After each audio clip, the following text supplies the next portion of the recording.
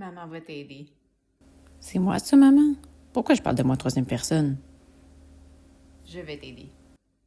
Ben oui, même si je suis orthophoniste et que je sais que c'est beaucoup plus cohérent de parler de soi à la première personne, je le fais quand même souvent.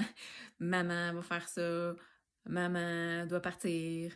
Oui, je le fais souvent. Par contre, tout de suite après l'avoir dit, j'essaie de me reprendre, puis je vais dire je. Donc, je vais refaire ma phrase avec le bon pronom. Dans le fond, pourquoi c'est important de faire ça? T'sais, c'est pas la fin du monde si on parle de soi à la troisième personne, même si c'est un peu moins cohérent.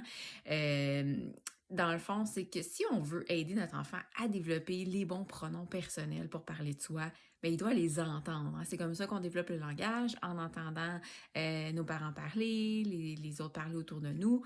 On prend les modèles, on essaie de les reproduire et avec le temps, on arrive à maîtriser des éléments du langage.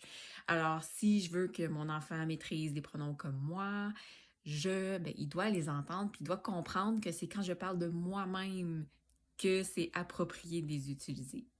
Alors, le plus qu'il va entendre de bons modèles, dans des bons contextes, le mieux.